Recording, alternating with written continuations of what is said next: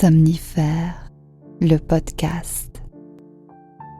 Pendant qu'on fouille dans la vie des autres, on en oublie la sienne, écrit Louise Leblanc. Bonsoir à tous, nous sommes le dimanche 3 octobre et Somnifère vous raconte ce soir l'histoire d'un vieux retraité célibataire qui a pour nouveau voisin un jeune couple d'amoureux. D'abord ennuyé par leur présence, il va progressivement s'intéresser à leur vie, écouter leurs conversations et suivre avec une attention toute particulière leur quotidien, qu'il commente dans un journal intime. C'est une nouvelle de Georges Ista intitulée « Petit ménage ». Et juste avant cela, une séance de relaxation pour clore le week-end en douceur. Je vous souhaite une excellente nuit et maintenant place à notre séance de relaxation. La séance de relaxation. Parfois, lorsqu'on repense à quelque chose, on sourit naturellement. On a tous fait l'expérience d'être perdu dans nos pensées et de sourire bêtement lorsqu'un souvenir revient soudainement à nous.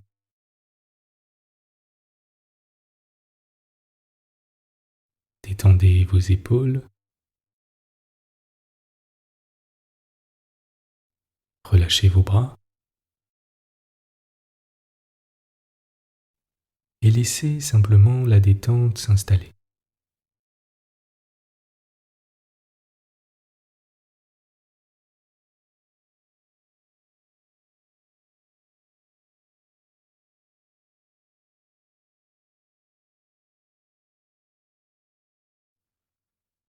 Ce peut être le souvenir d'une conversation, d'une situation ou de quelqu'un qu'on a aimé.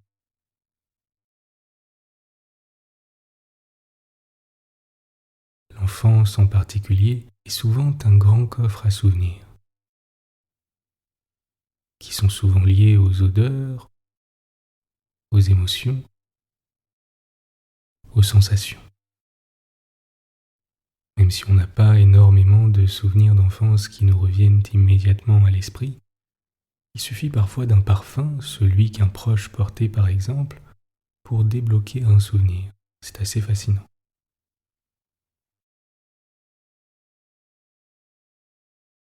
Ce soir, on ne va pas faire d'exercice de respiration, ni de scan corporel.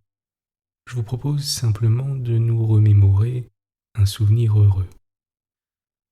Et avant cela, je vais vous lire un court extrait du souvenir d'enfance le plus célèbre, évidemment, qui est issu du roman À la recherche du temps perdu et qui a donné naissance à l'expression Madeleine de Proust.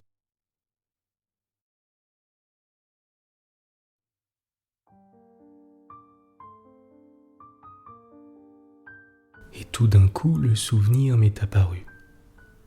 Ce goût, c'était celui du petit morceau de madeleine que le dimanche matin à Combray, parce que ce jour-là je ne sortais pas avant l'heure de la messe, quand j'allais lui dire bonjour dans sa chambre, ma tante Léonie m'offrait, après l'avoir trempé dans son infusion de thé ou de tilleul. La vue de la petite Madeleine ne m'avait rien rappelé avant que je n'y eusse goûté. Peut-être parce que, en ayant souvent aperçu depuis, sans en manger, sur les tables des pâtissiers, leur image avait quitté ces jours de Combray pour se lier à d'autres plus récents. Peut-être parce que, de ces souvenirs abandonnés si longtemps hors de la mémoire, rien ne survivrait. Tout s'était désagrégé, les formes, et celle aussi du petit coquillage de pâtisserie, si grassement sensuel sous son plissage sévère et dévot, s'était aboli ou ensommeillé, avait perdu la force d'expansion qui leur eût permis de rejoindre la conscience.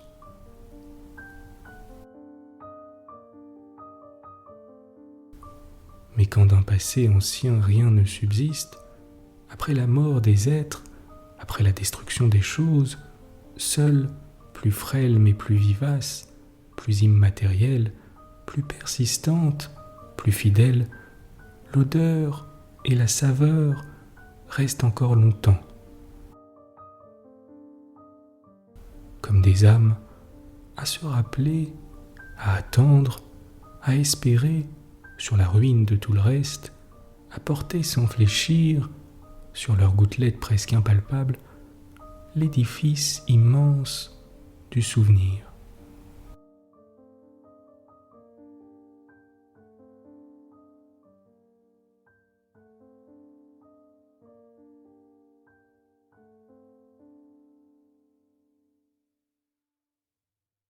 Je vais vous demander à présent de vous remémorer un souvenir heureux. Ce peut être un souvenir d'enfance, d'adolescence ou même de votre vie adulte. Je vous laisse quelques instants pour en choisir un.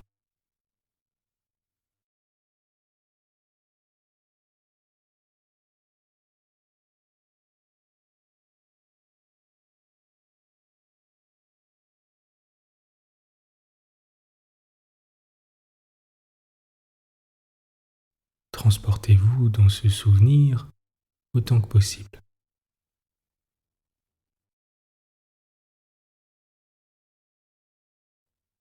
Rejouez la scène en utilisant tous vos sens.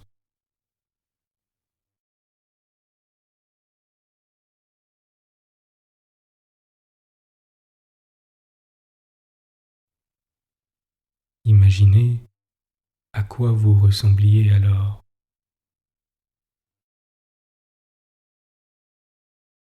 Ce que vous portiez.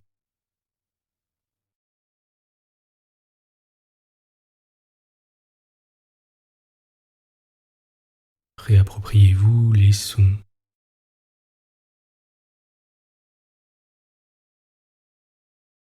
les couleurs,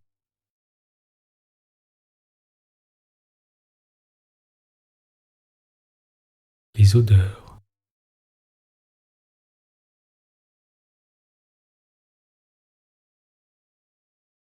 Laissez ce souvenir complètement vous envahir.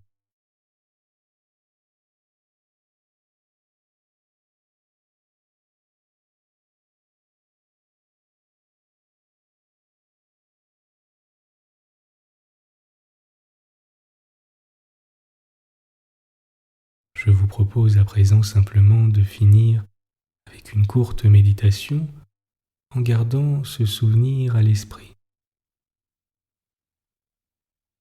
Concentrez-vous sur les émotions que cela réveille en vous, sur ce que vous ressentez.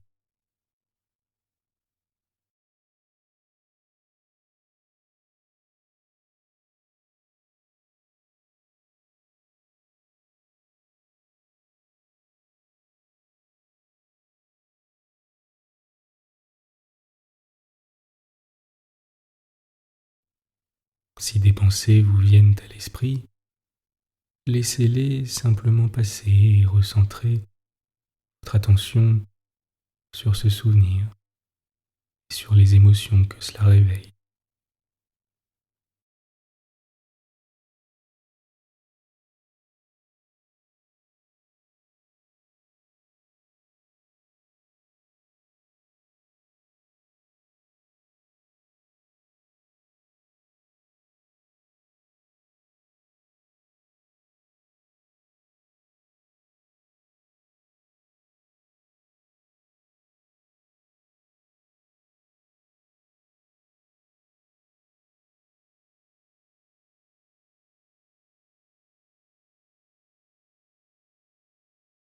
Vous êtes calme et détendu.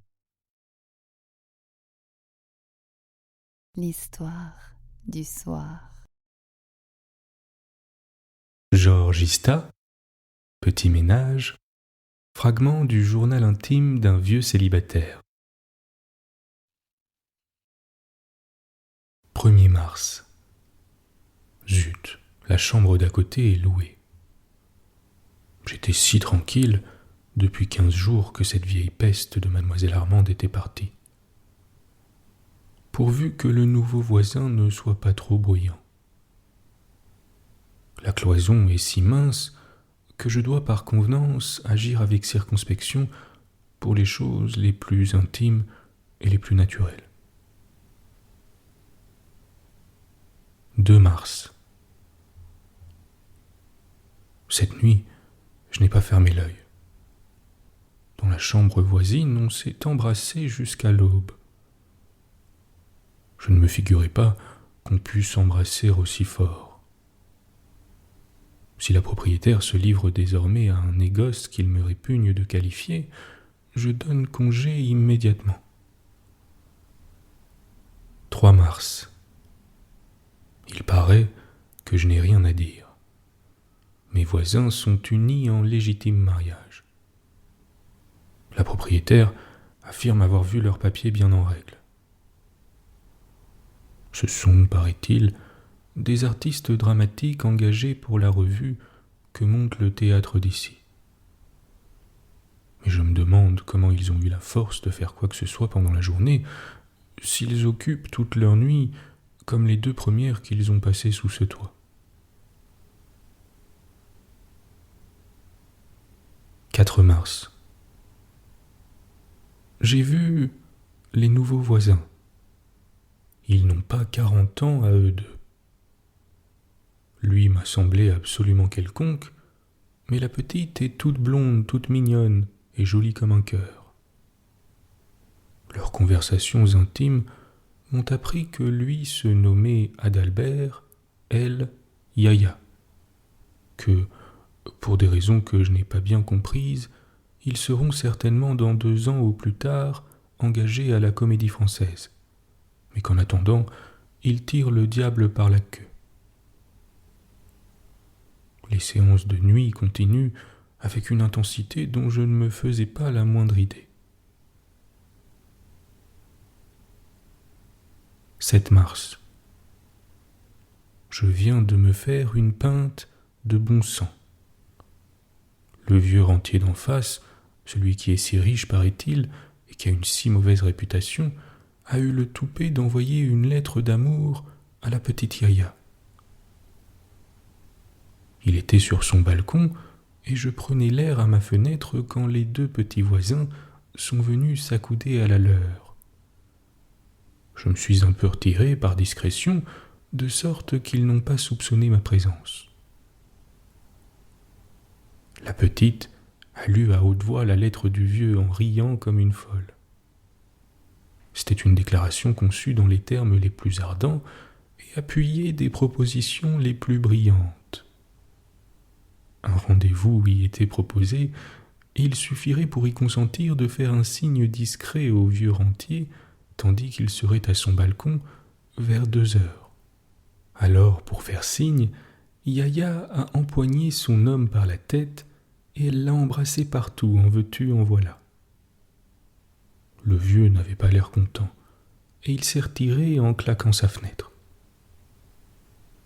Après cela, mes voisins se sont payés une petite avance sur leur inévitable séance de nuit. Décidément, ils s'adorent, ces enfants.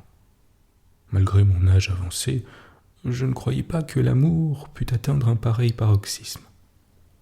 Dire que si j'avais été un peu moins laid, un peu moins timide, si je n'avais pas dû travailler autant lorsque j'étais jeune, j'aurais pu connaître cela, moi aussi. 11 mars. Hier soir, je me suis payé une place d'amphithéâtre pour voir débuter les petits amoureux. La pièce m'a paru bien inférieure à celle d'un genre analogue que l'on jouait dans mon jeune temps. Quant à mes voisins, ils ont chacun 2 ou 3 petits rôles tout à fait insignifiants. Je ne suis pas grand connaisseur, mais il m'a semblé qu'ils jouaient tous les 2 d'une façon médiocre. Puissais-je me tromper, mais je crains bien que ces 2 pauvres enfants n'aient à travailler et à lutter plus qu'ils ne le croient, avant de triompher sur le théâtre français. 15 mars. Les 2 gosses d'à côté ont monté une véritable scie au vieux goré d'en face. Chaque fois qu'ils se risquent sur son balcon, eux s'installent à leur fenêtre et s'embrassent comme du pain, sans discontinuer, jusqu'à ce que le vieux se soit retiré d'un air furibond. Les séances de nuit continuent sans faiblir. Ah, jeunesse. 29 mars.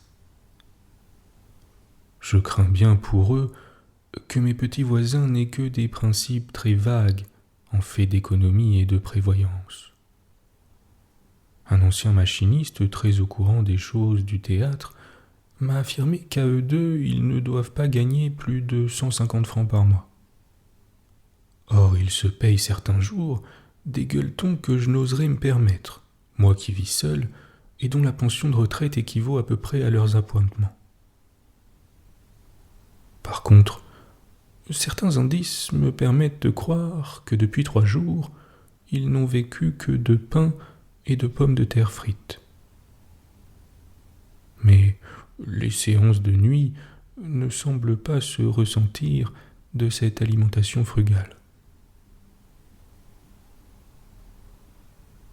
16 avril. Hier soir, passant devant le théâtre, j'ai constaté qu'il était obscur et silencieux, et les affiches m'ont appris que la dernière représentation avait eu lieu la veille. J'avais entendu dire du reste que cette revue ne remportait qu'un succès très médiocre. Mes petits voisins vont donc partir. C'est dommage. Leur jeunesse m'amusait et je m'étais habitué à eux.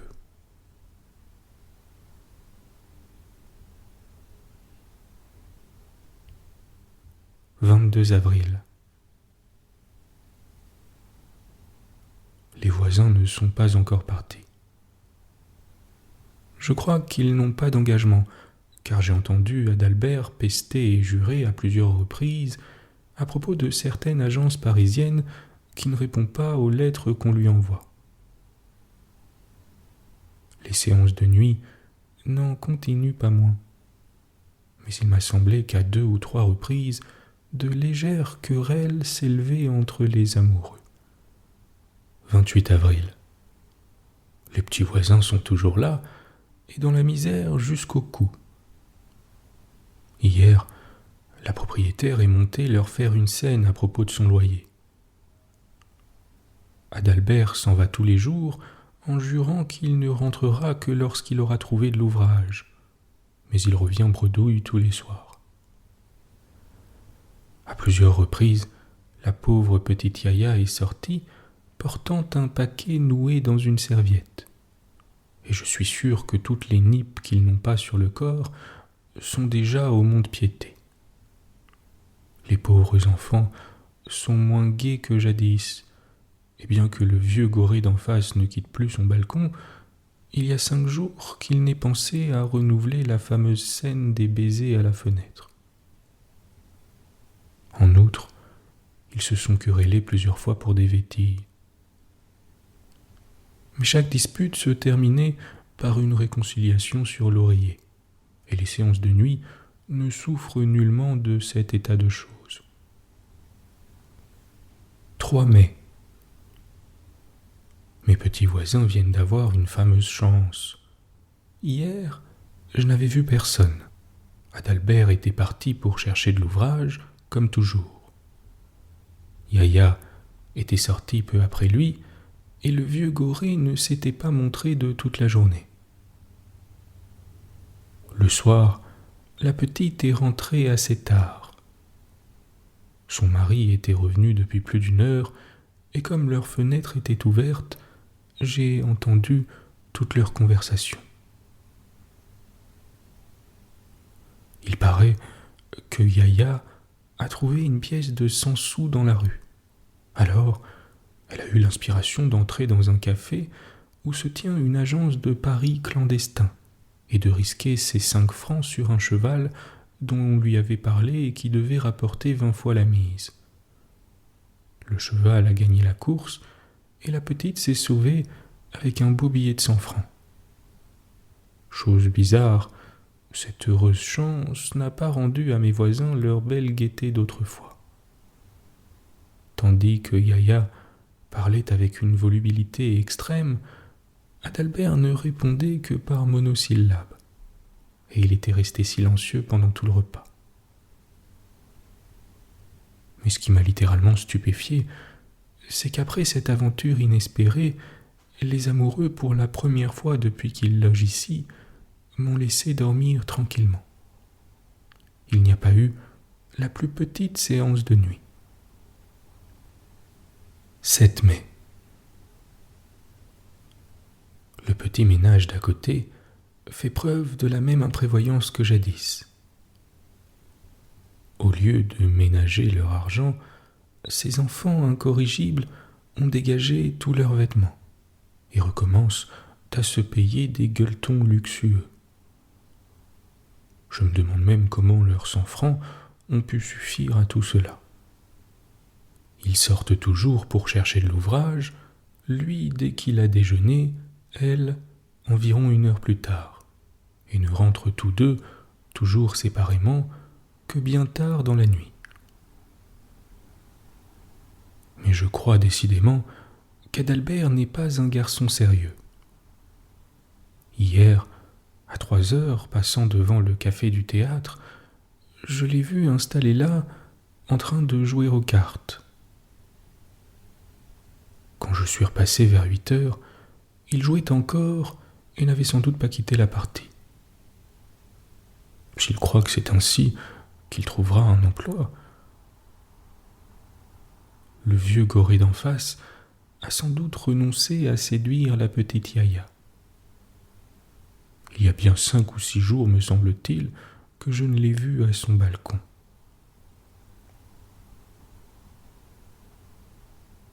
10 mai. Les petits voisins sont partis. Ne les ayant plus entendus depuis 2 jours, j'ai interrogé la propriétaire. Adalbert, en donnant congé, lui a dit qu'il avait trouvé de l'ouvrage, mais qu'il devait habiter un autre quartier de la ville pour être à proximité de ses occupations. Il avait sans doute reçu une forte avance, car il a, paraît-il, changé un billet de 500 francs pour payer son loyer. Je suis sincèrement heureux pour ces enfants de ce qu'un travail bien rétribué, et plus honorable selon moi que la vie de théâtre, les ait enfin sauvés de la misère menaçante. 15 juin. Hier, j'ai revu Adalbert, mon ancien voisin. Il est entré dans le petit café où je vais tous les mercredis, de 9 à 11 heures, prendre un bock et jouer ma partie de domino. Il portait un costume flambant neuf, un véritable chapeau de Panama, des bagues, une magnifique épingle de cravate et une canne à crosse d'argent. Il était accompagné d'un jeune homme au visage rasé qui doit être un acteur également, et ils se sont assis à la table voisine de la mienne. Décidément, il a de la chance, cet Adalbert. Je l'ai entendu raconter à son ami qu'il s'était réconcilié avec un de ses oncles, qui est très riche, et que celui-ci lui faisait désormais une forte pension lui permettant de vivre sans travailler. Chose bizarre, je ne l'avais jamais entendu, même dans ses moments de gêne les plus terribles, parler à sa femme de cet oncle richissime. J'espérais qu'il allait parler de Yaya et que j'aurais ainsi des nouvelles de la petite blonde. Malheureusement, les 3 hommes aux allures de rôdeurs sont entrés dans le café. Alors, Adalbert a frappé sur la table avec un louis, il a payé les consommations et tandis qu'il se levait pour partir, je l'ai entendu murmurer à son ami. Moi, les vagabonds, ça me dégoûte. Bonne nuit. Bonne nuit.